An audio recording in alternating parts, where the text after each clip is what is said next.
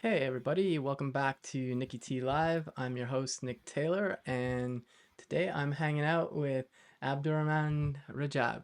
Hey Abdurrahman, how you doing? Hey, Nick, thank you for the invitation for this stream today. I'm good. I think it's Uh, just like it's 9 o'clock right now here, so yeah, okay. just finishing my day. Oh, okay. Yeah, no, thanks for joining me, even though it's a little later in the day for you. Um, for folks who might not know who you are, would you mind just saying a little bit about, I guess, yourself, maybe how you got into tech, and I'm gonna drop some links where people can go ahead and give you a follow. Yeah. And Yeah, sure. yeah, So I will start from I think the university. I will not like have the backstory. So I studied computer engineering at university, and then I get involved with the open source community through the GitHub Campus Experts program, and were involved with the university clubs as well. After the okay, university, I just started with a couple of companies and as like software engineer, front end engineer, and the last role was DevRel engineer.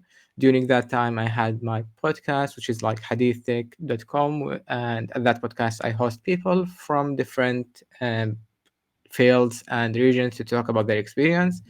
I have hosted people who speak Arabic, because like this podcast, we're focused on the MENA region and we're supported by GitHub Education. And then I started the English podcast, which I hosted a couple of great people like you, Brian, oh, and thanks.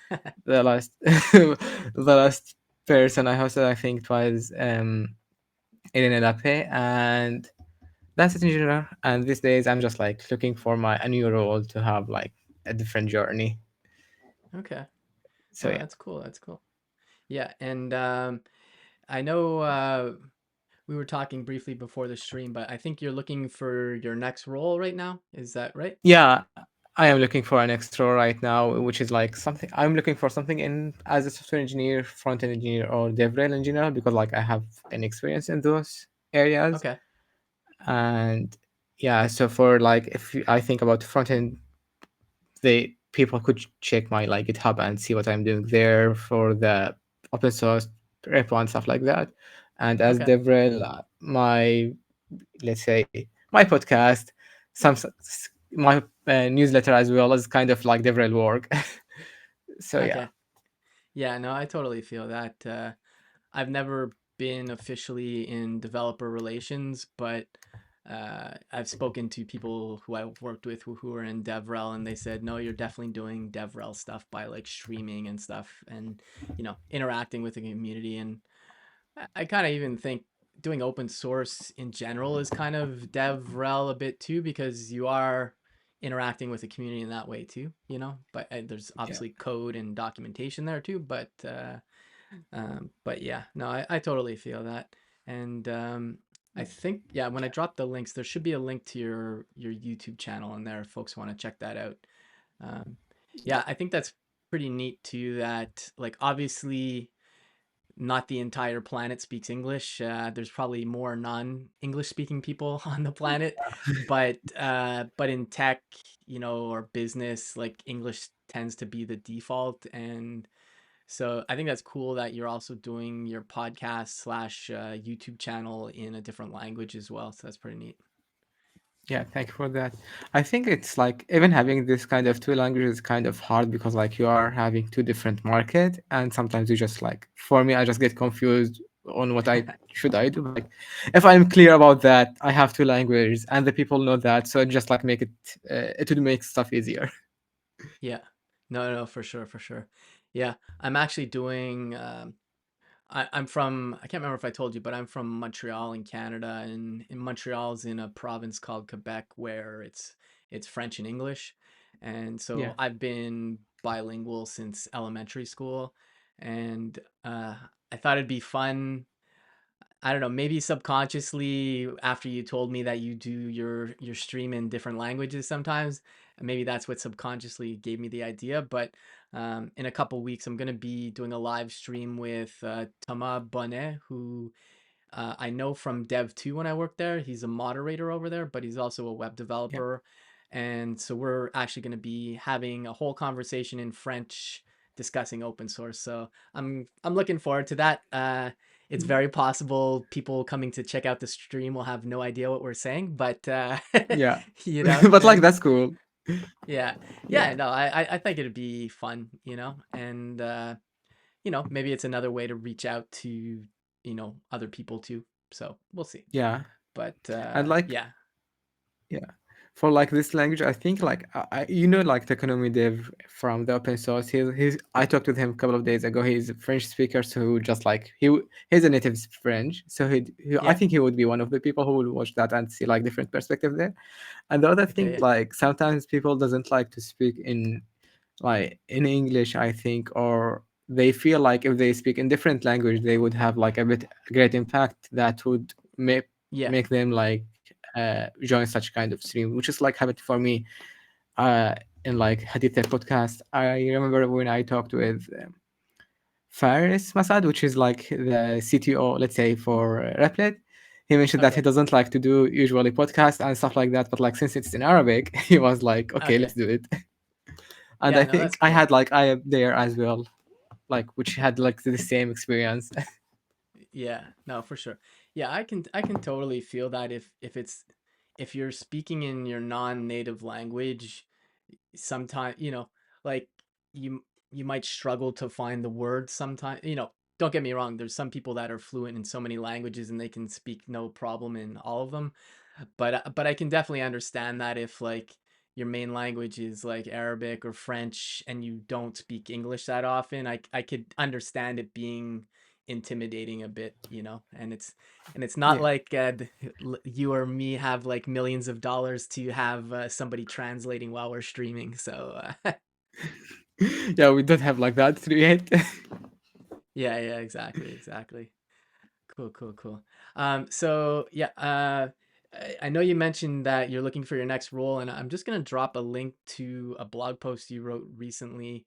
Um, it's the one for OpenSauced. I'll actually let me get a copy of it, and I'll just share it on the screen. Yeah, sure. Thank you for sharing that, by the way. And for this Oh yeah, no like problem. blog post, I think like I was talking with Brian, and he was just like, "Let's share your story with that." So I should thank him for that. Oh, okay. Yeah, yeah, no, yeah, yeah. No, it's a great blog post, and I think it's you've obviously had some good fortunes by contributing to open source, and Yeah, I think writing about that stuff is a good thing. It's like I, I always tell people I think contributing to open source is such a great thing you can do right now. Like, well, I think it's good to do in general, but like given the current job markets, it's a great way to stand out as well. I don't think yeah, you should expect to get a job. Like you should never expect anything from anything, but I feel like, I think I've been very fortunate, but like my last three roles are all in open source and I would probably say for the most part, it's because I've been contributing to open source, So yeah, um, so I think it's great you wrote about that and that you are contributing to open source. Like I know you contribute to other things, but you also contribute to some of the open source projects like the app, and you're also what we're going to talk about shortly, the browser extension, which is something that we had two GitHub octerns, which are GitHub interns, um, that were part of the company up until I think August. This was before I started working at OpenSauce, yeah, but I had kind of, even though I wasn't working at OpenSauce yet, I was always a fan of the project, so I've been contributing to it, and I helped a bit with the browser extension, and but pretty much like the Octurns were working on that, and then other people did contribute to it, including yourself. But one of the last things, and I'll just try and find it here. Let's see, open source AI. Okay, so this is not what we're going to look at, but I'm going to go to the issues, and I'm going to zoom in, and I'm just going to find the closed one, and gonna think is E to E. Yeah, okay. So this was, yeah, this was in August. So I'll just zoom it up one more time. Um, so um, I know you're new to end-to-end testing, which is totally cool. It doesn't matter at all. Um, but Yeah. there's a type of testing called end-to-end testing where, like, depending on people's experiences, you may or may not have written tests for an application you're working on. And there's different kinds of tests. You can have unit tests. So like think of like a function, like for example, let's say like say you're working on an e-commerce site and you have a shopping cart and you're adding the items together. So you might have a function that creates the total or something. So you want to ensure that, like, I don't know, if I add 3 items, the basket returns 5 items because there was already 2 in there. So you can write tests for that, and those are short tests. And there's also integration tests where you can kind of like test something in a real environment, but it's not the whole application. So like think of, for example, testing out the API. Maybe you're not using it in the application, but you're still testing that, like, I don't know, if I pass, I don't know, this name of a item in the shopping, sorry, in the list of products available, it should return this product, something like that. And and then there's something called end-to-end testing, which is literally like from all the way through the app. So that's like, think of, you want to make sure somebody can log into your site. So the test would really be like, and it's running in a real web browser. So what it does is it's like, okay, let's go to the login page. Let's put in some credentials. You usually have like a test account. And then, okay, log in. Okay, once I'm logged in, I should be on this page and I should see this and a few things. That's kind of the end-to-end testing. And there's great testing frameworks for this out there. There's been many over the years, but I'd say the more popular ones for in recent years are Cypress. So if you go to cypress.io, there's there. I'll just drop that in the chat. And there's another one from Microsoft, and it's called Playwright. I don't. Oh yeah, okay, it's playwright.dev. Okay, so I'm gonna just drop that in the chat too. I'd say these are the two main ones these days. People still might be using other things, but I think those are the two popular ones, I think. So the thing is, you can test a web application with that, with either of those. But I had never tested a browser extension. And we can kind of, I guess we can go back a bit here, and feel free to interrupt me at any time, Abdurrahman, Yeah, because if I'm talking too much. But it's uh, fine. Okay. okay, cool. Um, yeah, so like testing a website or an application, uh, end-to-end testing, you've been able to do this for quite a while, but testing a browser extension is different. And so we can kind of talk a bit about what a browser extension is first. So picture you have a website, and like, actually, um, let's just go to GitHub for a second. I'm gonna log out, sign out.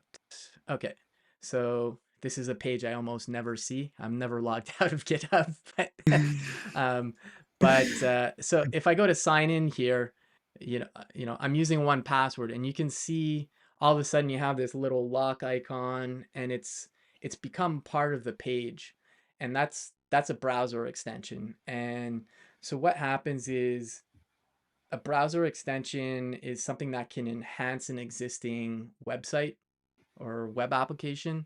So in this case, 1Password, for example, most people are familiar with password managers. So it allows you, to, go into the field here. I'm not logged in at the moment. I'm not gonna. I might have to unlock, but basically, it becomes part of the web page, so that it's like its native part of the actual website.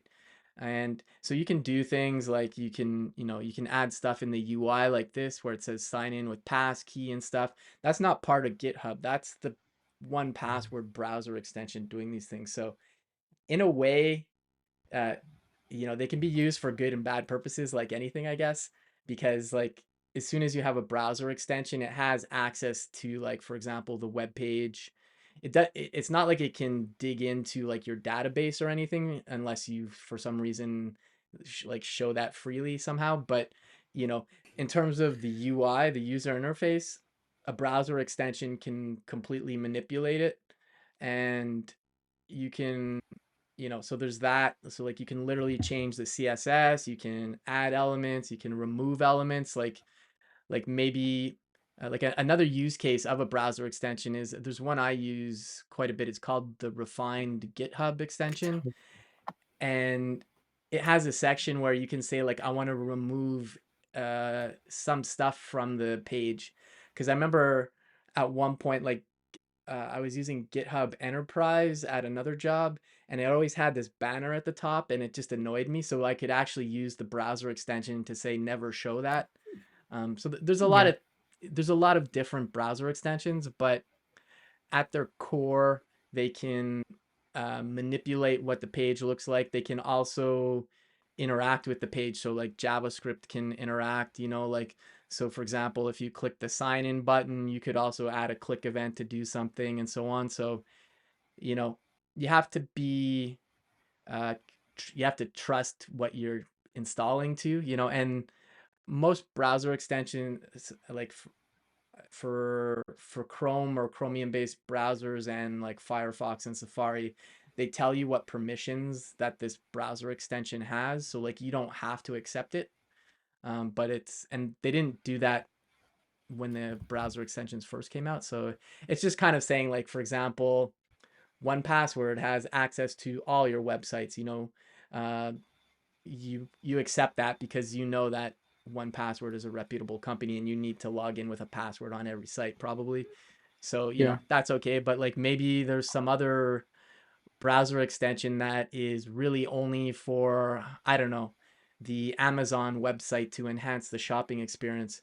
You don't want it to have access to literally every website because they could do stuff on those, There's stuff like that. But at its core though, it's really a way to enhance a web page to some degree. That's kind of how I would explain it. Is that kind of how you've understood it, or is there, did I miss anything there, or see any gaps in what I'm explaining maybe? no, no, I think like it's the same for me, but like I would just like add one extra bit here, which is related to calling APIs, and sometimes like that extension could call like an external API or something like that, and add the information of this API to the page as well, enhancement, which is like I think, yeah, which is what we are doing in open source, and refined GitHub is doing something similar when they ask you to have the API key for GitHub, and then they Yeah, have this kind of um, they use, I think they use it to get like this kind of bugs section for the issues when they just like query them. And this kind of calling the API is kind of adding an extra, let's say, power for like further than just like improving the or enhancing the UI for the page. yeah, So they have just like extra thing. And the same time, like as you mentioned, since it's like for the security purpose, since they could use an API, they could at the same time leak your information or leak your password somehow or what you are typing. And this could yeah, be like kind of dangerous. yeah. And it's yeah. So like again, you do have to be weary. Like I don't. I mean, I have a bunch of browser extensions. Like these are the ones I have installed at the moment. And most of these, I mean, one password is because that's what I use for password management. Um, there's also like, this is one I created myself. It just makes Twitter a little more accessible. Um, Oh, that's a lot cool. of these are developer tools like Accessibility Insights, the Axe Dev tools, JSON view. It just gives you like a pretty view of JSON if it's in the browser. Um, I do have some stuff like this is for shopping, but aside from that, most other things I have here are really just developer tools, including OpenSauced, um, and yeah, Loom too, daily.dev. There's a few, but like, and you can go, so like if you go to the details here, and I'll zoom this in. So this is for 1Password, for example. So it gives you a description, and like when you submit a browser extension to like the Chrome store or like to the Firefox browser extension site, you typically have to have all these things like what's the description, the version, the size. They calculate that. You don't have to do that. There's a special ID related to it. And then this is what I was talking about before. This tells you what it has permissions to. So like for example, 1Password can read my browsing history. It can block content on any page, display notifications. Basically, there's a bunch of things, and you can generally, and this isn't just for browser extensions, but in general, you want to provide it's called the principle of least privilege. Manifest. You just want to give as little access as you want to give as much access as somebody needs, but not more than they need, just Yeah. because it's just not necessary.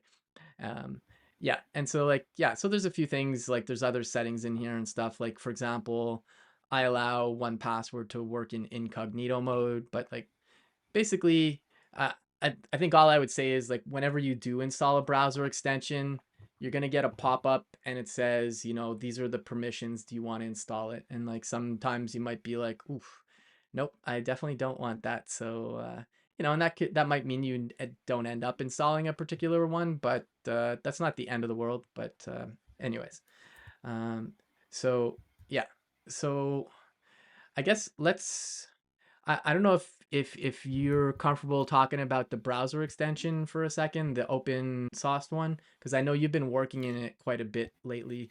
Um, I guess like in your own words, what does the browser extension give you? And I'll go ahead and open up the website for it.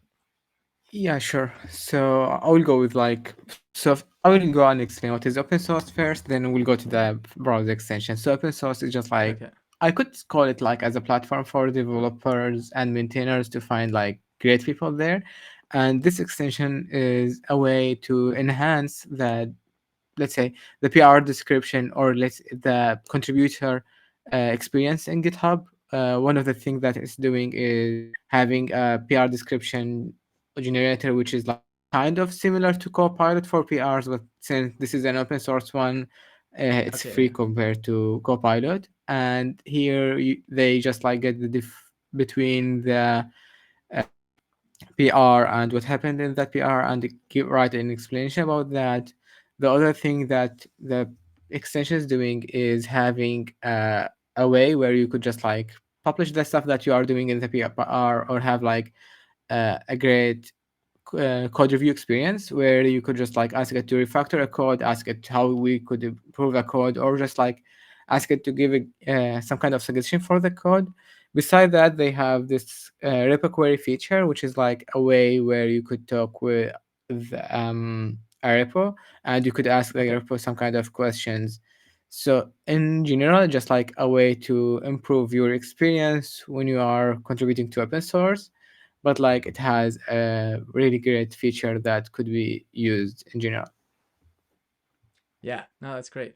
Thanks for the explanation. And hey, Takanome, I see you again. Hey, how's it going, Todd? Good to see you. Um, yeah, I was streaming earlier this morning, like I was telling you, Abdurrahman, just doing my work. And Takanome, I hope I'm pronouncing that correctly. Is it Takanome? But anyways, you can let me know if not. But yeah, so yeah, okay, cool. Glad I got it right. Yeah, I Takanome think checked out the this morning stream where I was just, uh, you know, I do like about an hour and a half maximum, just doing my own work, doing some code reviews and stuff. And so thanks again for joining. And if you all aren't giving Todd a follow yet, go ahead and give Todd a follow on Twitch and everywhere. Todd's an accessibility expert. I've had him on a few times now on my stream. I'm actually, I think aside from my coworker Becca, I think Todd has been the person that's been on my stream the most. So lots of good stuff in there. And yeah, so like you were saying with the browser extension. So um, kind of I'll zoom this in because just so people can see it better. But if I refresh the screen, so you're used to like this is a typical view of a GitHub pull request, but you see all of a sudden there's this OpenSauced icon here. That's the browser extension that's done that. Yeah. Um, Takedo says it also gives you free pizza. Yeah, so if you Okay, just that's click cool. this I button, didn't know if about you, the pizza. yeah, yeah, I think they delivered a turkey as well, so you're in luck. So, but Yeah. yeah, so this is an example of a browser extension adding something to a website. So this is like, shameless plug for OpenSauce, but like we add this here. So like, say you're excited about this work you're working on, you can add it to your PR highlights. And so like I'm logged into my own profile right now, and then it's just like a quick way to go in ahead and add a highlight, and the highlights are really like along with your profile here. It's just a way to showcase stuff you've been working on. It's not something you have to do, but I think it's nice. And so that's like one of the things. But like you said as well, it also allows you to provide a PR description. I think this is something I haven't Yeah. used yet. So how do You could do just I like click? you could just like have the edit. Yeah. Click on the edit, and then we should have the extension here somewhere on top of that toolbar beside Okay, the GIF. I think it's not working right now. Is it? okay, Yeah. I think it's not let working. me refresh. Not like it should Okay, be there in the toolbar, but like it's not visible. Mm. okay. So it's not this one; it's something else. Uh, Yeah, not this one. It's something else, but like it's not working right now.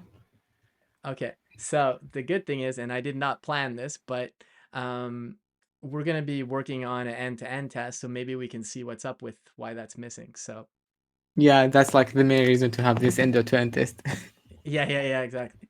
So yeah, it really is a perfect example. So like, uh, you know, e- end-to-end tests can sound intimidating, but they're not as intimidating as people think they are. It's just a question of like, okay, I'm going to a page. Is this thing on the page, or like when I click something, does something else appear, or do I go to another page, for example? That's kind of high level what you're doing with an end-to-end test. And you know I'll give the senior dev response of it depends how much you should write of these, because it really does depend. Like writing an end-to-end test typically takes longer than writing like a unit test or an integration test, but the thing is it gives you more, you know, more bang for your buck, as they say. So like I was saying before, we want to test like a login flow, for example. We want to make sure that, okay, when I start off on the page, I log in, do I get redirected to here? Does it show, like my notifications or something? So it's a great way um to kind of make your application more robust, because the once you have tests like this in place, and including other stuff like unit tests and integration tests, it just gives you more confidence to refactor things, move faster, because you're like, you know, if you have a good set of tests up, you're gonna feel pretty confident that like, hey, if those all pass, I feel pretty good about the changes I made. And Yeah, obviously you'll need to add some new ones at some point, but yeah. So this is a perfect example of like a test, like and I'm not sure, we'll talk about the project in a sec, but this would be a great example of go to a, a pull request, does the open source icon appear, and if I click on it, does it show add PR to highlights? And so like that, maybe we can get to that. I don't know how far we're going to get with these tests.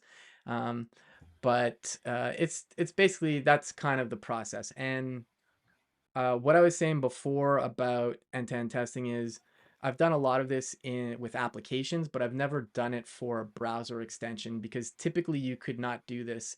And as far as I know, only Cypress and Playwright allow you to do this. Maybe some older end-to-end testing frameworks allow this as well. It's been a while with the older ones. Like I used another one called, actually, I think WebDriver.io, which is the one I used when I worked at McAfee. That must have supported it, because we were testing a browser extension. But it's something that I don't think you see that often. So if we come back to, let me close this and this. And I think there is Uh, not a lot of people who are doing this kind of tests in, like, let's say in general, or having a lot of like extension to work on it. yeah, no, yeah, I agree. The thing too is not well, there's definitely a lot of browser extensions out there, but most people I know are typically not building browser extensions. Um, Yeah. so yeah, so getting back to the this is the issue I opened. This was, like I said, prior to working at OpenSauce, because I was helping with this project. And so I just thought, because we had two GitHub octurns from the internship program from GitHub. I thought this would be just a really fun project to do, and it would also help our, the browser extension project. So I wrote this initially saying, like, you can use Cypress to load a browser extension, which it does do. The problems I ran into, and I think I document this later. Okay, that's not it. Okay, yeah. So later on, like a day or two later, I wrote, because Divi did, okay, so it was Divi that worked on it. Um, Divi put up a proof of concept where we had an extension loading in Cypress, and then they had a test running. The problem that I noticed was you can test stuff with Cypress with the browser extension, like if it's on the page. So, like, for example, like the OpenSauced icon that we saw in the pull request, but it doesn't allow you to test like a pop-up here. And I can't zoom this in, unfortunately, just because, or maybe no, I can't. No, okay. Let me try that again, but yeah, no, I can't. Unfortunately, even though that's a web view, like it's a web page, I can't zoom in the pop-up. But my point is, Cypress wasn't able to test pop-ups like that. And then I read a bit more, and I discovered that Playwright allows for this. So that's why I suggested to Divi, oh, this is great what you did, but could you just, do it with Playwright instead? Because we will be able to do more things. And I just left some instructions and stuff. And then we ended up with, it didn't end up being Divi doing the playwright. I think that was mainly because Divi had finished the octernship and started getting busy with, I think they're on another internship now. So, or Anusha's, or both of them. I can't remember. But basically, we got end-to-end testing set up for the project. So like the PR description says, it's set up end-to-end testing for Playwright in the browser extension. So um, again, myself, I haven't ever done any end-to-end testing in browser extensions, but reading up on it, it looks like it was possible. So I'm just gonna kind of go briefly through what's their name, that Marcus added Marcus? here. Yeah, I don't. Do you know Marcus? I don't know them myself, but No, I don't know them. They are just the contributors. I met them through like some kind of PRs in the open source AI extension, but like I didn't talk with them outside that. okay, yeah, gotcha. Okay, cool. Yeah. So, oh, sorry, I just gotta pop up here. Okay, that's all good. Um, yeah. So, okay, so this part is just adding this to the ESLint configuration. That's not really affecting implementing end-to-end tests. So the neat things here, and can I close this sidebar? I can't remember if I can. Yeah, I can. They Okay. have it like in the top left. Yeah. Okay. So the first thing we wanted is we wanted to be able to run the end-to-end tests in a GitHub action. So like when somebody pushes up changes, we want them to run. So that's what this is here. And um, won't go too much into the details of a GitHub action, but I do have a post on that if folks want to take a read on GitHub actions. But essentially what it's saying here is whenever there's changes pushed to the main and beta branch, or a pull request is opened on those, run these tests. And then, so it installs Playwright, and then I think it must run it at some, oh yeah, and then it runs it here. And that's pretty much it. And when it's running it in the GitHub action, it's running headless.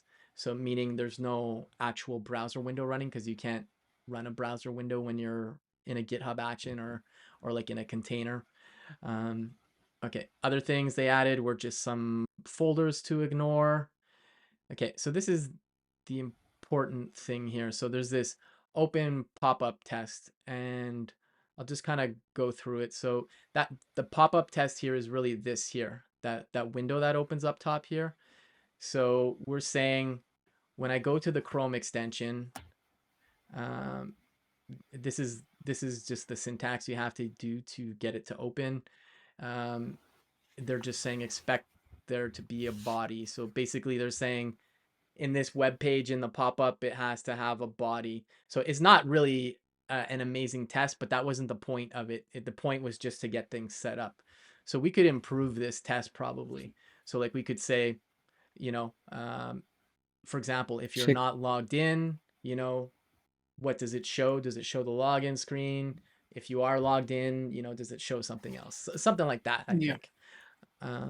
And then this here looks like test. This looks like this is just set up to be able to load the browser extension in Playwright, I believe.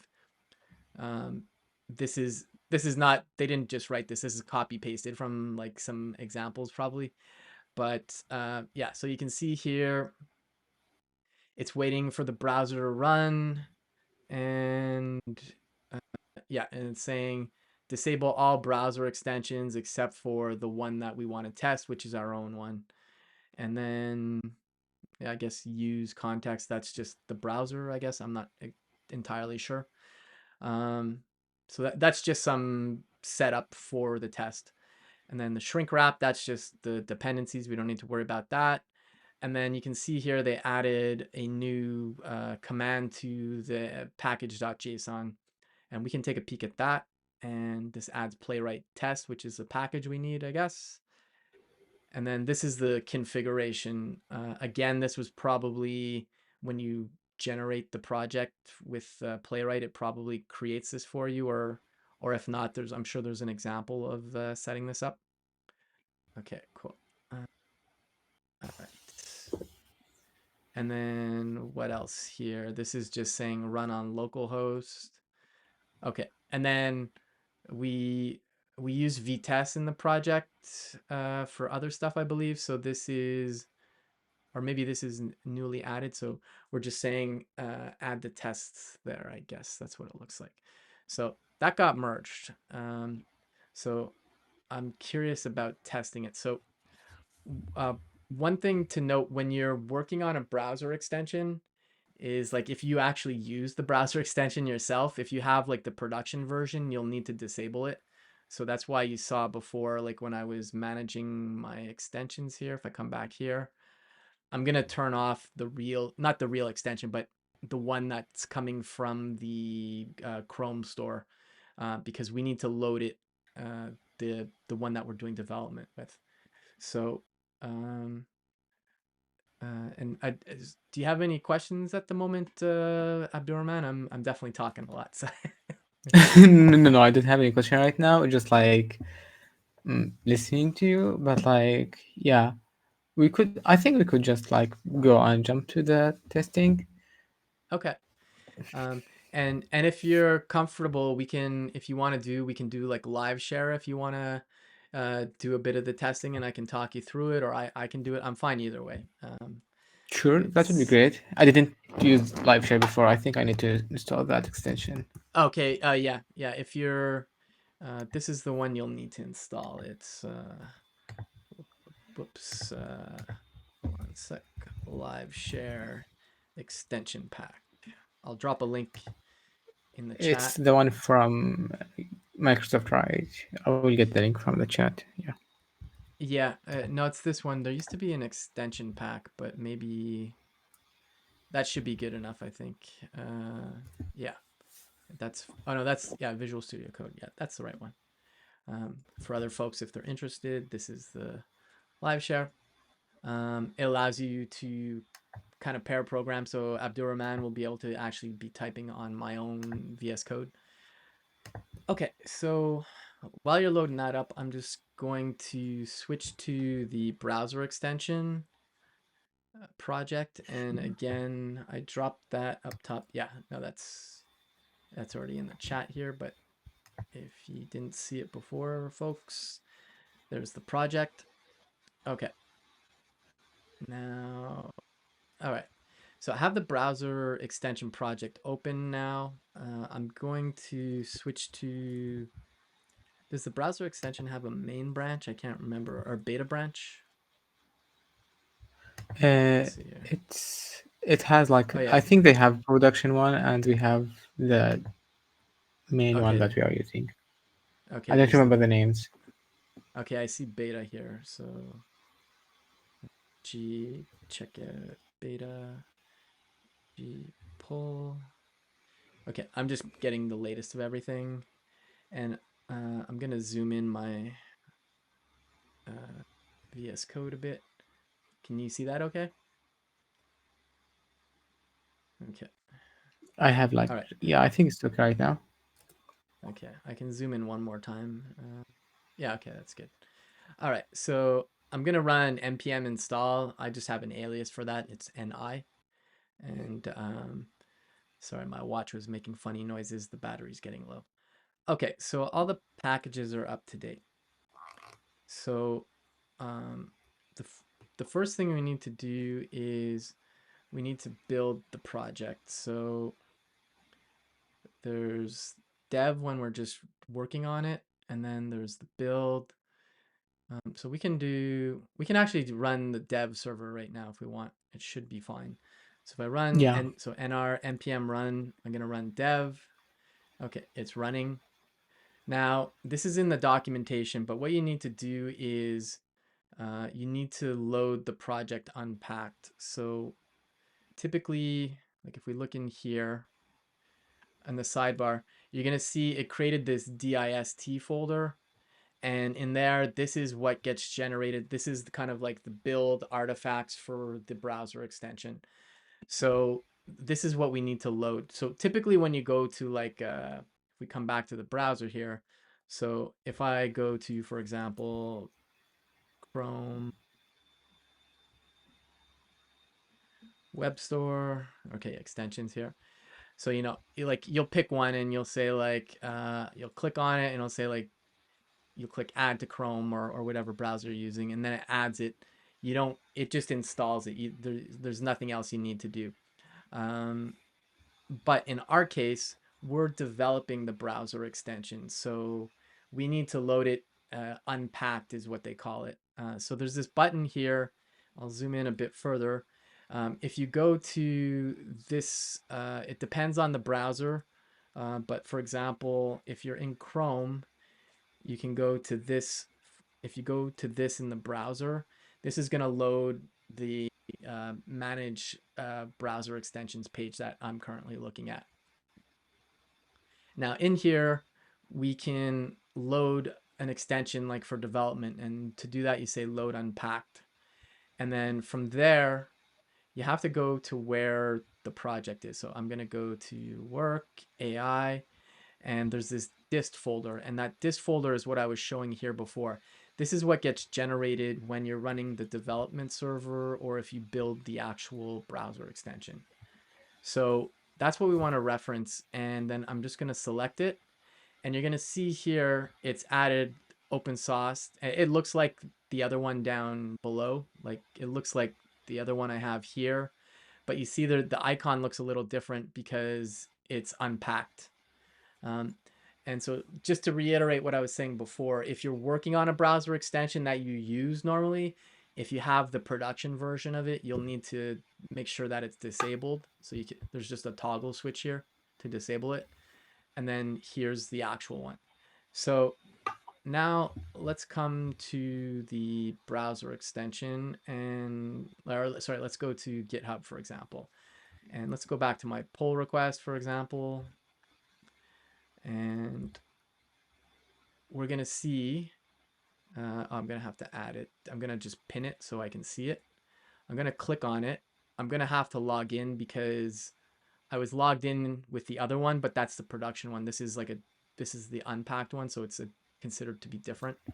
So now you can see I'm It logged will in. redirect you to beta.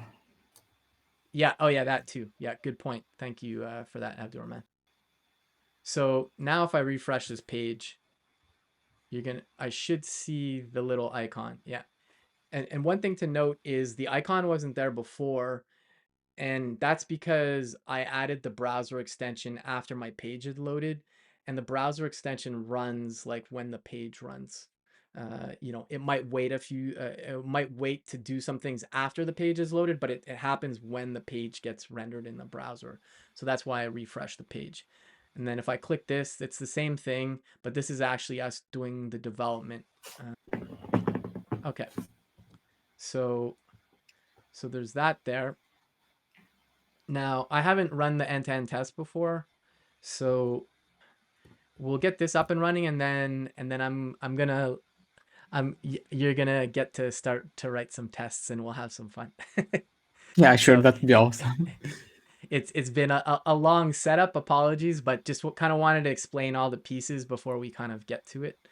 Okay, That's really okay. so all right, so we can leave the development server running, I believe. I don't think we have to just build it, but I'm going to run the other thing, which is so npm run, that's my nr, and I'm going to run e to e, which is going to run playwright here. Whoops, sorry, playwright. So let's go ahead and run that, and let's see what happens.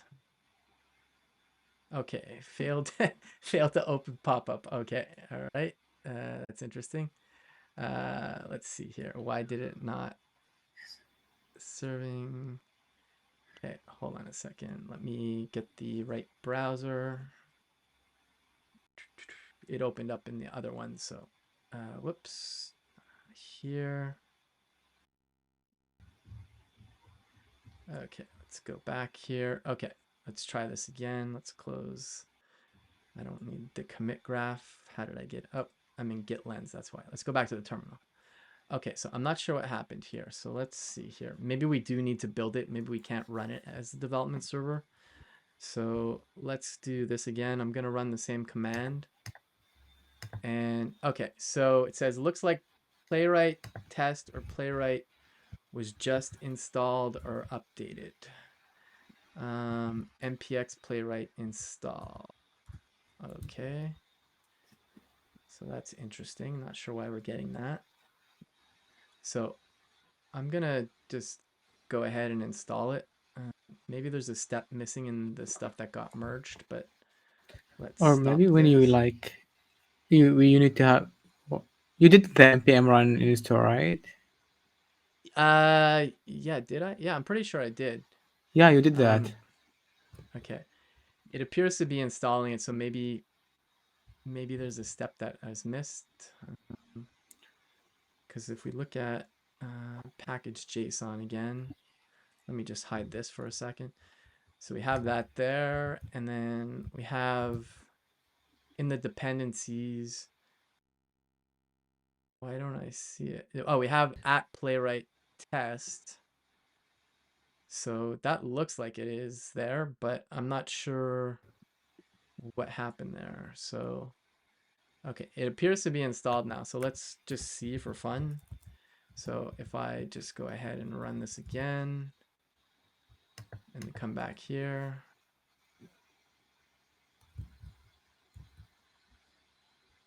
Not sure what's, oh, okay. It's running headless, sorry. Hold on a sec here. Let's take a peek. Okay, so it looked like it passed it. It looks like the test passed. It's not running it in the actual browser. Well, it's running in a browser, but it ran headless. So it said it ran npx and the test passed. So let's just dig into this real quick. Test.ts. What was the test called again? Sec e2e. Okay, pop up, open pop up spec. So we can do a test here. So like I'll just say to be falsy. This is gonna, it should fail. So if I run this now, okay.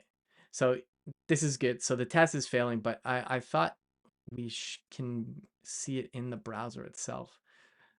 because this is running headless, which is what would run when we're like running it in the GitHub action or in a container somewhere. But there should be a way to do it in to see the browser itself. So I haven't used Playwright before, so maybe this is normal. Let's see, npx playwright test show in browser. Okay, let's see here. Okay, so you can run your tests with the playwright command. This will run your tests on all browsers as configured in the config. Okay, this is what we want. We want it with UI. So this is something, this could be an improvement actually, Abdurrahman. So we definitely, when we're running the tests, we want it to be for like CI. So we'd want it to run without the UI, but we could add another one Yeah, here. We could say like E2E local CI or or UI dev. something. Yeah. And then we can just, the only reason why I'm not calling this one CI is because it's already set up with the other one, but we could, it probably makes more sense to say E2E colon CI to run that. But so let's add this, and actually we can just run this. Sorry. npm run E2E dash dash UI. Okay, so let's try this again. And nr E2E dev. Okay, so there we go. So now it's running in a, okay, it opens up its own browser here. So let's see what happens. Okay, so now I can play the test. Okay, interesting. I've never actually seen this before. So Neither okay, so me. it said the test passed. Okay, go Waiting to for servers. page. Okay, I'm just curious where the actual test happens though. Interesting. Is it I mean, just it's in the still waiting? browser. Yeah. Well, if I run it again, it says it ran. Maybe there's another place it's running. Hold on a sec. Let me see. No, no, no. Okay. Maybe it is just here, but I'm just surprised. I thought it would pop open or something. So let's see here. Sorry, were you gonna say something? I'm not sure, but like I think the test is like running, taking this kind of waiting for the server, for the web service, and then just like finishing it. So maybe we could like add something, and instead of having the body, we could check that Yeah. login button or something like that, so it will detect it. But like I think right Yeah. now, just like detecting the waiting for web service, because like we have this in the extension showing always. Okay, yeah. So let's do this. I'm gonna share my. That's not what I meant to do. Here. I'm gonna go ahead and share VS Code with you. So I'll start a live share. I'll send it to you. Not sure. Go live. Oh, that's not live share. That's live server. That's something else.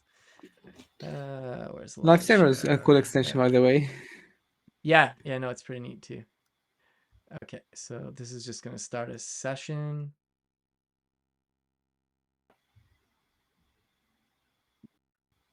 Okay.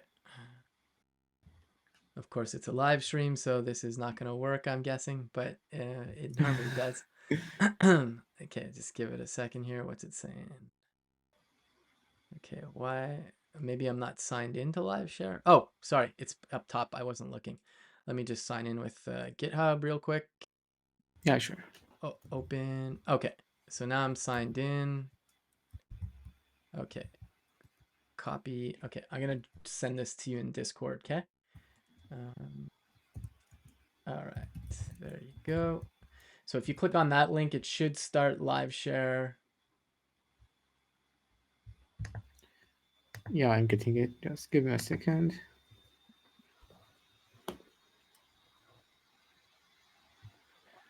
I'm just laughing because one of my guests for a future stream, the one that we're doing in French, um, he just tested the link. because I mentioned in my email when I send the invite, please test it out. So he joined us, but like he's not on the stream because it's like the backstage, but he was just in there and he's like, "Oops, sorry." So, Oh, I didn't see him. yeah, no, neither did I because I don't look at that screen when I'm streaming. So Um, I think I but yeah. am in joining the collaboration session. Okay. Okay, yeah, there we go. So yeah, so it's asking you to join. So say accept. And Host has so shared now, several accounts with you. Okay. yeah, so there you are. You're in. Okay. Yeah, awesome. S- And I see the local host as well. Yeah. I think. Okay, Let's go cool. here. Yeah. So what we can do, like you were saying, um, we can modify the test. So let's before we make changes to the test, I just want to see what it's saying about running in UI mode. So so yeah, it is loading up the pages. I think maybe because it's the browser extension to run your this oh, okay, we can use headed, uh, and that will show you what's happening, I guess. Let me change the command real quick. I guess that's it. Headed. It's kind of funny. Okay, so this should. Did that do anything? It didn't show No. the browser, and it just like showed the. Okay, maybe I need both. Huh. Let's see here if I run that. Okay, it's not showing. Maybe there's something different about a browser extension when you're testing it, but I was expecting it to load it. But let's go ahead and like modify this test, I guess. So I'll definitely let you make the changes here. But so I'm logged in right now. Like we don't currently have a test account. So like we'd have to create a GitHub test account. But let me just log out for now. Uh, Actually, I don't know how do you log out of the extension? I don't know. Or can I you? don't think that we have a log out thing for that. Do we have? Yeah, we have it here inside that. When you click on your name, and we have it on the right side. Yeah, Oh, this okay, yeah, one. okay. Okay, okay, so let's look at this. I can't zoom it in, but I'm going to, I'll share the text. This is the text we have. I'll share it in the chat. So what we could do is, and I haven't used, like I said, I haven't used this yet, but essentially, page page.locator is like like query selector, like in JavaScript. So Yeah, like you could say like for example, like you could say like button, or you could say like ID, etc. So we can um, we can look for that bit of text here. Like I we can think improve this. I I have the HTML tag that we are getting, which is this one, Okay. and so we are getting this when we are having an extension. So I think we could just like go and find that. Where is it? Hmm. We could find the button. Is it button here or is it class? Yeah, there's a button. We could start off with just button. We could just we could first start off with just checking that a button exists, I guess. Yeah, I I'm think just so. trying to see. And we can actually say like you can do well, let's do the button first and then we'll improve on it. So you can delete Yeah, sure. the or I'll Okay, delete. Okay, you got it. Perfect. I So did I'll let that. you go ahead. If you just type in button in there instead of ID. So Okay, we so could let's just check save that. that. I think, does it run again? I'm not sure. Still new to Playwright. So if we rerun this, okay, it ran and did it. Okay, expect page go to, no, that's not what I want to see. Okay, yeah, so it is looking for button. Let me try and zoom this in because it's a, okay, that's perfect. I can zoom it in. Okay, so we can see it almost kind of looks like Storybook a bit in that way, like it shows you the code and stuff. Um, okay, so we found the button. That's great.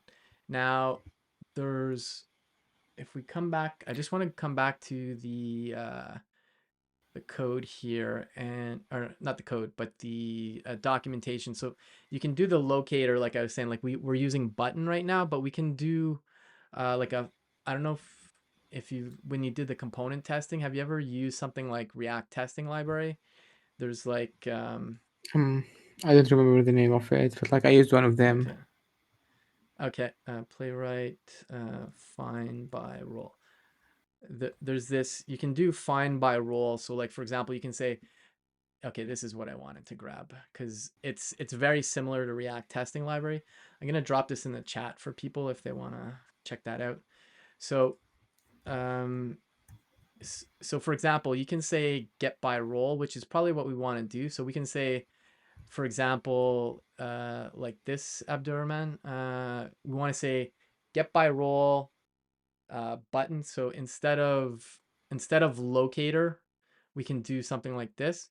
We don't have to click the button, but we can say like, what's the name of the button? Like I think it's called login. If I look at it, yeah, it's called login. So we could basically do this part here and just say like, does a login button exist, for example? And by like the name, does it mean that the name inside the button itself, or is there a role for that name button?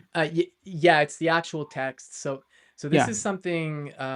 So React testing library, as far as I know, is the first ones that did this, where you could do something like say, "Go find me a button," and the text is this. And the nice thing about this is it's actually easier to write a test like that because imagine you couldn't do that. You might have to say, okay, on this page, go find me the button that has an ID, which is this is the sign in button or something, and you'd have to type all that out. But if that code changed, your test would fail. But Yeah. like assuming the button always says login, you can just say on this page, go find me a button that has the word login. And so by doing that too, it's kind of a good thing in the sense of accessibility because you're saying like say you wrote the test and like that and somebody actually instead of a button they created a div for the button, it's not going to find it, and then so you'd be like, oh, why is it not working? And then you would go to the code and you go, oh, it's a div, that should be a button. So that's just like kind of nice things that happen as well with this kind of approach. um Yeah. so But, uh yeah, sorry, go ahead. but like when you get into this like situation, don't just remove the test and make it passing. Well, yeah, you could always remove the test and then it's like this never happened, like Yeah, don't do that. yeah, exactly, exactly. So, yeah. So, if you're comfortable, let's improve this test so we can use this. I'll drop it in the So, chat there, but get viral. so yeah, so instead of yeah, exactly. And we should Let me get get the some chat. IntelliSense here. I didn't get it myself, so I will just like get it from the chat. Okay. Oh, yeah, sorry, I forgot. Uh, and you should get some intel. Yeah, so it's not yeah, get by role. So if we save that now and let's go run the test. Sure. Okay, yeah, Yeah. perfect. Login. Okay. Was it So let me capital go. letter or What's that? was the login Oh, in capital letters? capital. Yeah. Yeah, it might fail. There's ways to get around that, but I just want to see what it does now. So where is the oh, here it is. Okay. So I'm gonna go ahead and rerun it. So now, okay. So you see, this is nice now because we're saying just go find a button that has login. And this is a lot. There's other ways you can find things on a page, like with the selectors. Like you could even say like, go find a button with the CSS class, button, for example. But if you ever change your styling and stuff, and it might not change, but by writing it like to go find it in this manner, it makes the test more robust as well because like if you happen to change the word login to sign in, then that's one thing, but you know everything else, like the implementation of how that button was created and stuff, you don't have to worry about it. It doesn't matter if it was built with React, with Vue, with like plain HTML. You're just saying, go find a button and does it have the text login? So I think it's really neat. And we can, let's go ahead and make this fail. So instead of login, let's say sign in. Um, and um, the thing I want to get across too about writing tests, and not just end-to-end tests, but just tests in general, is when you first start off, you're like, it's just like one test, but they Yeah. accumulate over time, and that's where things become more robust and stuff. And so, yeah, so say we put sign in. So if we come And back to, yeah, sorry, go the ahead. thing, some yeah. So I just could mention here that sometimes you just feel like it's a chore or it's like tiring to do that, but like over time you will see the like the value of this kind of test when you are like, for example, for our for the open source extension, it was working 2 months ago, but like Yeah, just it got broken by itself. So this kind of test would show you what is like how to what to fix when you start checking the extension again or something again. yeah, no, totally, yeah. And to give, just to explain what Abdurrahman was talking about the extension not working, was the the website used to have a different name. It used to be called insights.opensauce.pizza. It's now app.opensauce.pizza. And that URL was actually in the browser extension as like it's like a constant in there. But when we made these changes, we were like, oops, we for like I think you might have even actually reported the initial issue, Abdurrahman. I think it was you. Yeah. Yeah, and you're like, it's not working. And then I took a peek, and then I was like, maybe it's related to something else we did because we changed a key somewhere.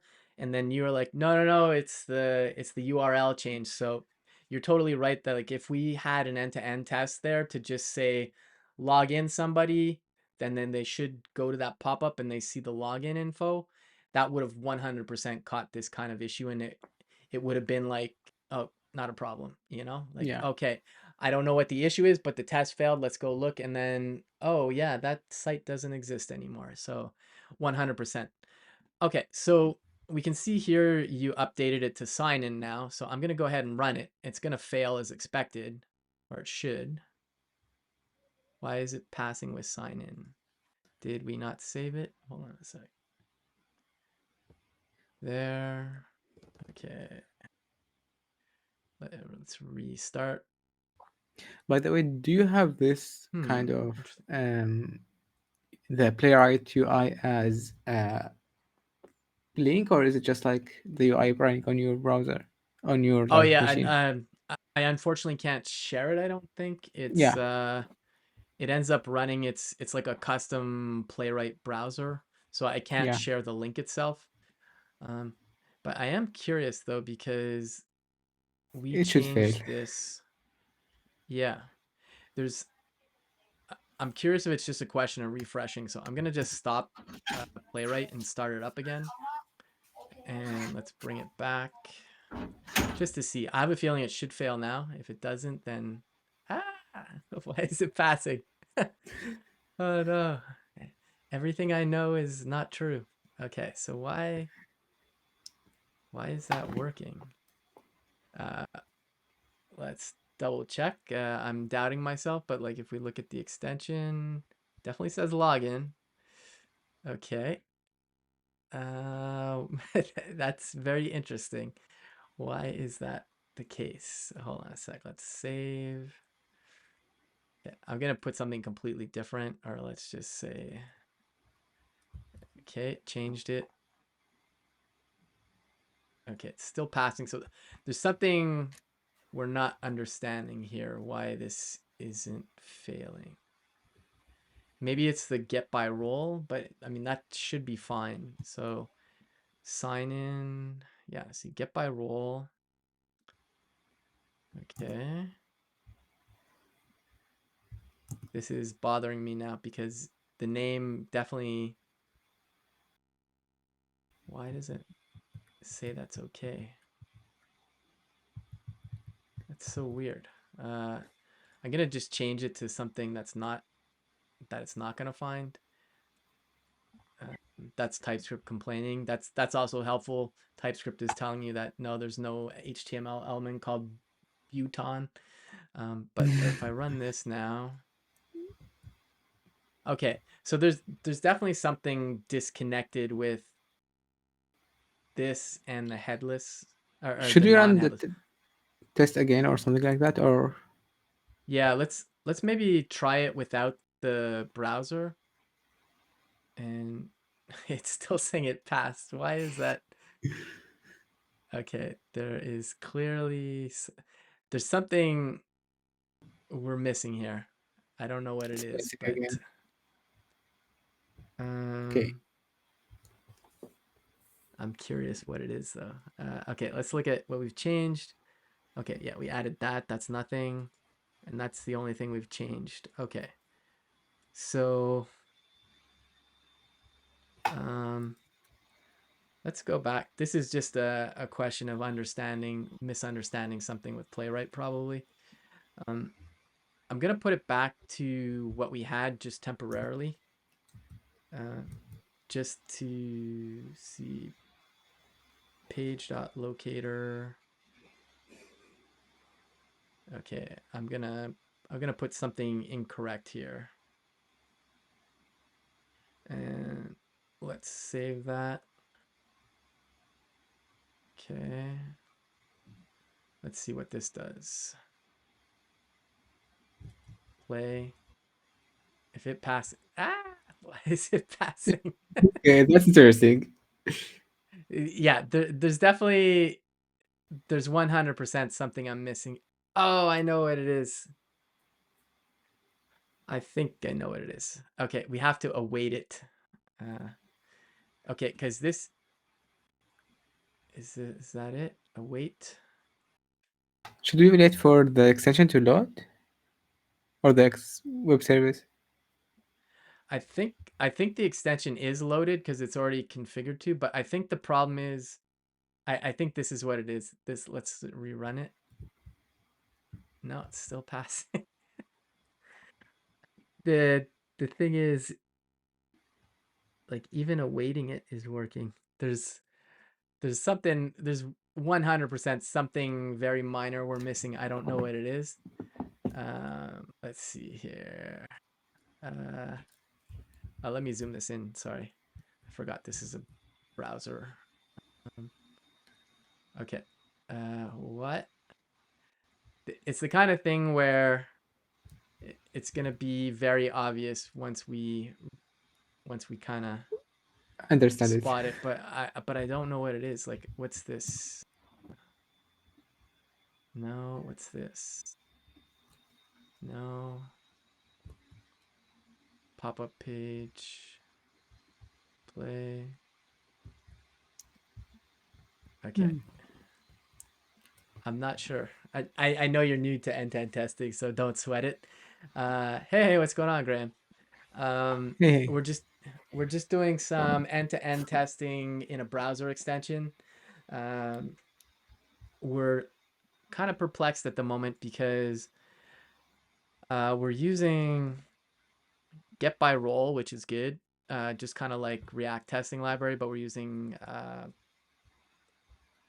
Playwright, and this works. But the problem we're running into is like we're making changes that should fail, and they're not failing, and I'm very confused why. So like if we make up some selector here, which is not on the page, then we come here and we rerun it. It keeps saying it's passing, and I feel like there's got to be like something cached or something because I know it's showing the new code here, but I feel like there's something going on. If I refresh, what's this? Oh, dark mode. Okay, sure. Um, Play. I Yeah. Any ideas that stand out? I'm not sure. I'm just trying to run this kind of playwright Mhm. UI on my PC. Yeah, it's so weird. Like, okay, I'm gonna do. Let's do this. Let's clear. I'm going to stop the browser extension and I'll just do, let's exit. Instead of putting the browser extension in developer mode, I'm just going to build it. It shouldn't change anything though. Okay. So that's built and okay, the extension ID is coming from go to definition. Okay, that's coming in from there. Okay. Why is it not finding this? Okay. I'm gonna just do a I'm gonna clear my node modules and everything, and I'm gonna just start again and see. It's definitely like I 100% know Playwright works because there's a lot of people using it. There's clearly something with the setup that it's not pulling in the latest changes, even though it shows the latest changes. It seems to be running the old test for some reason. So okay, so I'm gonna just do an npm install again. Could it be, or did we close that? Could it be because we have the dev server running as well? I stopped the dev server, so just to see, like you said, like you're suggesting. So I've installed the node modules now. I'm gonna build the browser extension, and then I'm gonna go ahead and run it. Yeah, the test is being included, Graham, because like here, if we start things up again. So I'm gonna run playwright in headed mode, as they call it.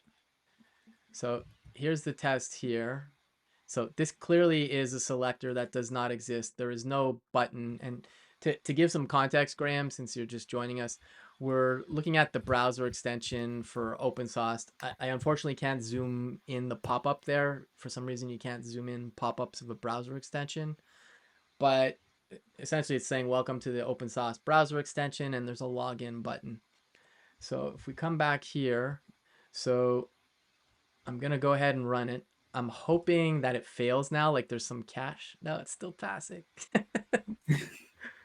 um, let's see here. I'm going to do something more extreme. Instead of the selector, let's just make the test not work. So like I'm going to save this. That clearly doesn't exist.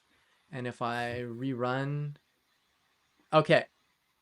So that it is running the updated test. That's good to know. Okay.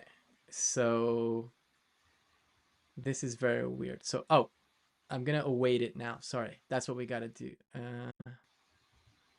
I think we forgot the await before. I did it for the page locator, but I didn't do it for this one, I think. So let's run this.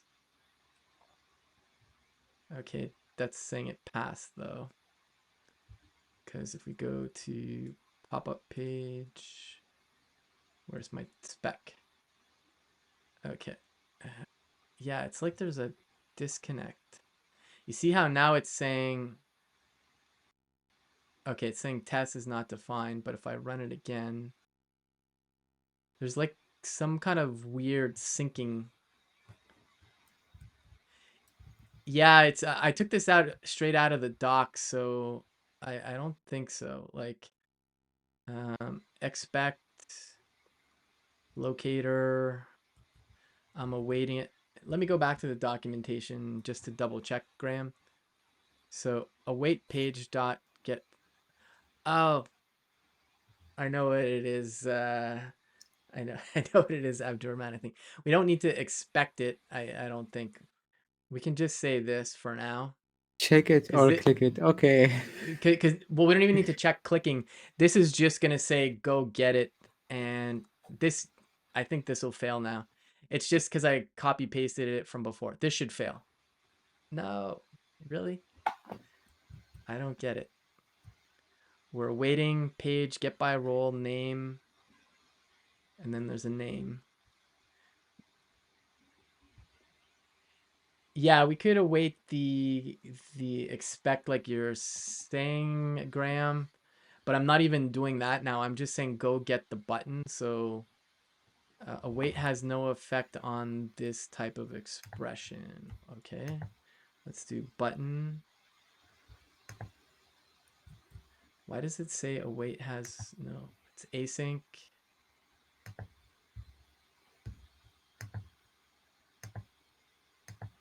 Isolated page instance created for each test. Pages are isolated between tests due to fixtures context. Okay, I don't know what that means, but let's see here. Um,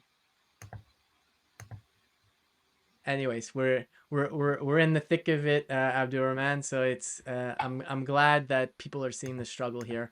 There's clearly Yeah, something silly we're missing here. So, and even this, like, it's still showing the old error. Play. Does that mean the page is already awaited in the function call? Yeah, it could be that. So, like, I mean, the awaiting the await is, it doesn't do anything, I guess. I think that's what they're getting at, maybe. So this seems to be okay. Uh, oh, maybe because of the first one, but I don't know. Let's try that. Sure. Like, the thing is, even with the extra await, it shouldn't matter. Like, okay, that's with the actual login. Let's put it back to what we know should fail.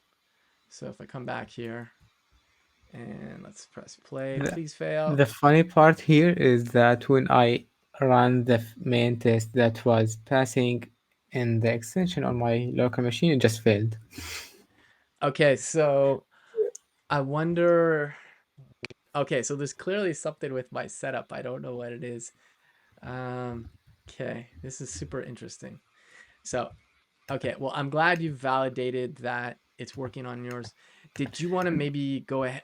Like, I can figure out what's going on mine later, but do you want to I could share my maybe screen yeah, that's what I or was my gonna say. Yeah. invitation link. Okay, Okay. I will share it with you on Discord. Yeah. Well, you don't need to share. Yeah, share the But link to your bridge. what I'm saying here is that even that the normal, like you remember the first test that we had in the extension, it's failing. Oh, okay. You're getting the opposite. Okay. Yeah, I'm getting the opposite. Yeah.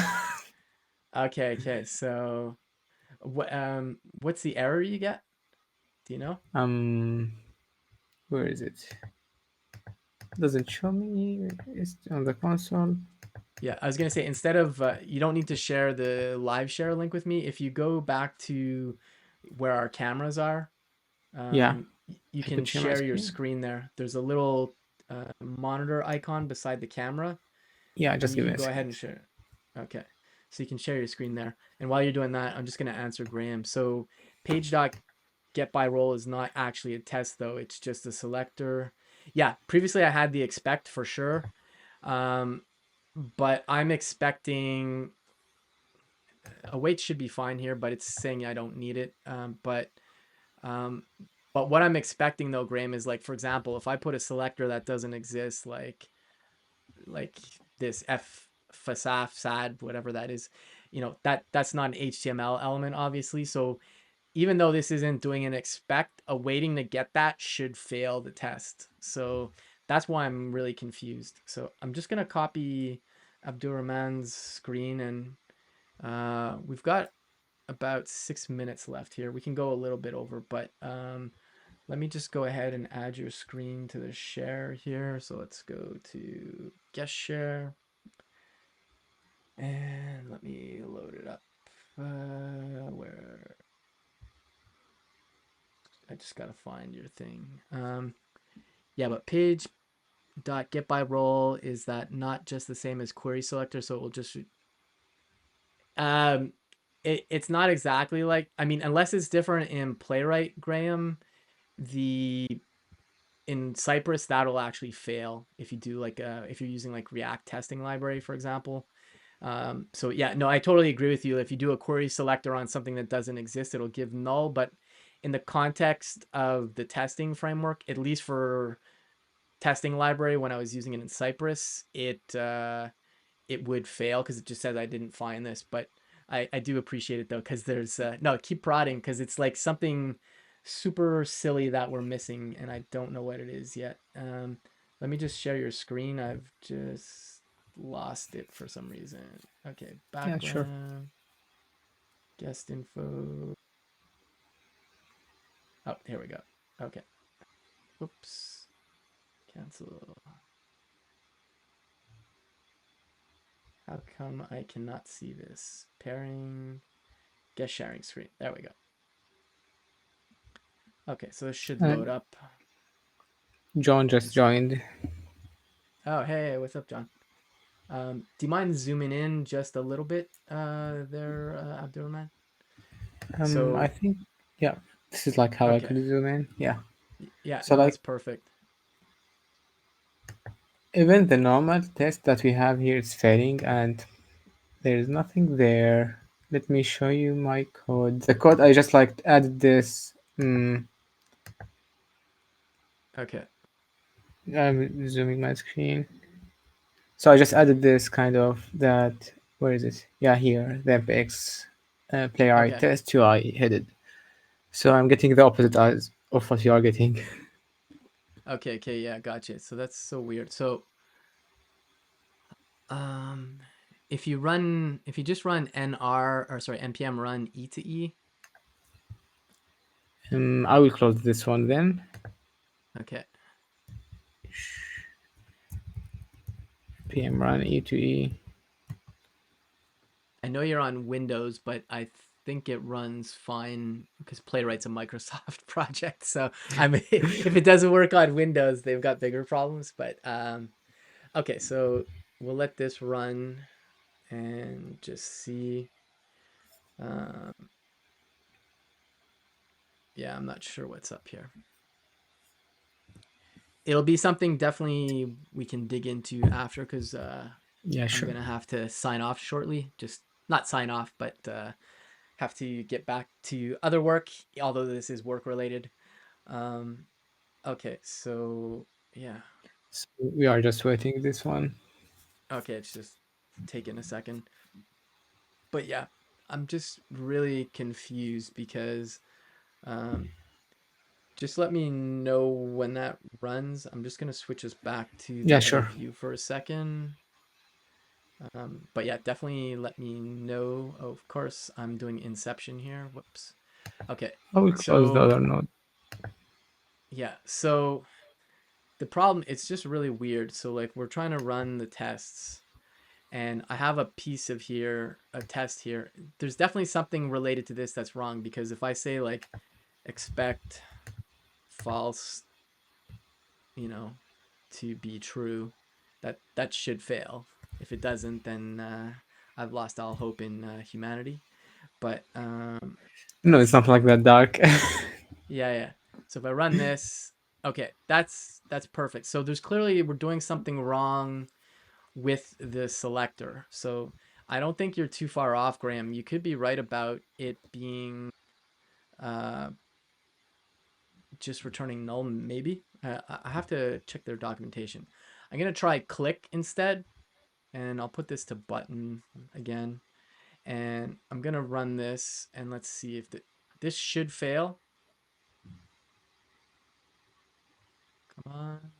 Okay, so this is gonna fail. It's hanging right now because it's trying to click a button that doesn't exist. So I think, Graham, you might have actually been right about maybe in Playwright, the getting the page by rule actually causes an issue. Now this is gonna hang for a while, I think, but it's clearly not finding it. And like, so if I put it to login and come back here, and then I rerun it, it's gonna find it, or it should. Okay. So, oh, and then now we're actually seeing it, Abdurrahman. So, Yeah. Graham, I think you are right. So, okay, that's interesting. So it behaves differently than testing library, I guess. So again, just to show, so Graham was right, and I don't think we need the get by role. Sorry, the await, like he was saying, because it seems to be already awaited. But let's try that. And okay, no, you do need the await. Okay, that makes sense. Uh, okay, so I don't know if you can see the screen, Abdurrahman, but so if we run this now, it's actually showing us the OpenSauced pop-up screen now, and you can see there's a red dot covering it, or that's where it got clicked. So it's definitely related to what Graham was saying.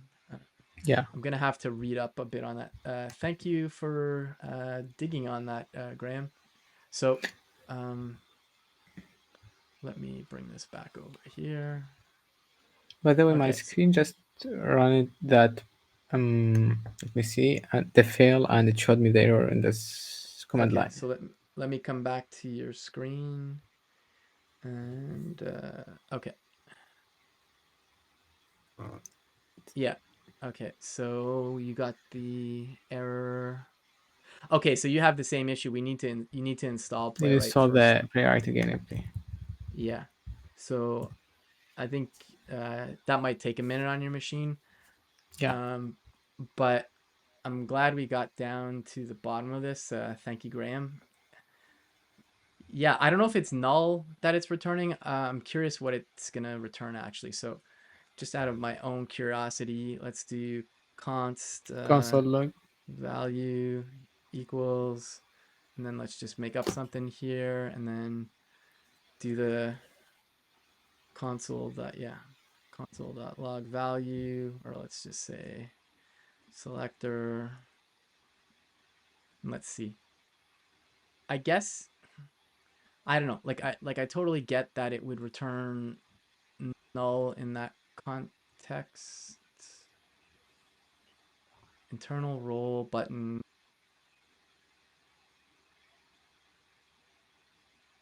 Okay, so that doesn't really tell me much. It's returning some object, but it just looks like I think I just have to read up on how the locators work. But yeah, I think that's all it is because, like I was saying, I'll switch us back to just chatting view. Um, I think the issue was I just didn't understand how the get locator worked because I was expecting it, at least like in the context of using something like React testing library or testing library, it when you go to get something by a role and it doesn't exist, it would fail. So it's different in Playwright, I guess. So it's not necessarily a bad thing. It's just it's not what I expected, I guess. So cool, cool. All right. Um, well, I think now that we're kind of set up, we kind of understand how things work with Playwright. We could probably add some tests if you're up to it at some point. Yeah, sure. It will be great to do that. I think we could start by having a login stuff, then we could just like move forward with that. Yeah, because the having the login thing, like we'd probably need to get like a test GitHub account. You know, we'd have to create one, or we might already have one in OpenSauce, but use that so we can do the check like we're saying here. Does the login page exist? Do a login. Do I see the screen properly? Because this, like we were saying before, when we ended up changing the domain name, it actually caused a bug that we would have caught with a test like this. So Yeah. cool, cool. Awesome. Okay, well, I do appreciate you hanging out with me today, Abdurrahman. Um, I dropped some links where people can give you a follow, and just wanted to remind people that Abdurrahman is looking for their next role. There's a great blog post that he wrote. I dropped that as well. How he landed a job at a Y Combinator company from contributing to open source. So if you are looking for a new dev out there, definitely check out Abdurrahman. Thank you for And that. also just want to say thank you in general for contributing to the open source code bases. It's appreciated. No, I Um, really appreciate like even hosting me on this on this stream and having me today. It's really like fun, like hanging yeah, out with no, you. it's yeah, it's I definitely I probably couldn't stream all day because I probably would that's too much, but I definitely enjoy hanging out with people and just doing stuff like this. And obviously this is more work related, so it's in that sense I can stream this more, like that's why I was Yeah. streaming work this morning. But yeah, I think we could probably do another one maybe in the new year if you want. We can kind of see where we got to with some end-to-end tests for the browser Yeah, extension. But sure, we yeah, could move forward with that and have like some stuff to do with that, and then we could like hang out again with this. yeah, for sure. And if you want to do it on your stream too, happy to do that too. I know I dropped it in the links, but Abdurrahman has a YouTube channel. If you want to go give a follow over there, they do like podcast interviews, but also he's been doing a lot of just coding in open source lately. Not every day, but I think a lot of days you do. Kind of Recently, I start every day, but like I missed 3 days in the last 20 days. okay, okay. So No just worries, like no worries. 6 days a week. Gotcha, gotcha. Cool, cool, cool. Awesome. Well, thanks for hanging, and I'm just gonna drop the schedule for people next week. I'm trying to remember who I'm hanging out with because my brain is sizzled at the moment. I know. Oh yeah, is yeah, December 4th is next week. Is that right? It is. Yeah. So next week, I'm hanging with an old coworker. From Netlify, Kelig Doulement-Prigent. He's a principal engineer over at Netlify, focused on the UI side of things, and we're going to be. He's going to start working on migrating some design tokens to another library. So I'm excited about that. I haven't really done much with that, so and the tools he's using. So curious to see what's going on there. So check that out. And like I said, I'm streaming in the mornings, my mornings, so like 2 p.m. UTC, 2:30 p.m. UTC. I might switch it to 2:30 p.m. UTC, but Mondays, Wednesdays, Thursdays, and Fridays doing OpenSauced work. So thanks for that. And yeah, we'll see everybody not tomorrow, Wednesday, 2 p.m. UTC. And if you don't mind just hanging on for a sec, Abdurrahman, Yeah, and sure. everybody else, we'll see you next week or this coming Wednesday. Sorry.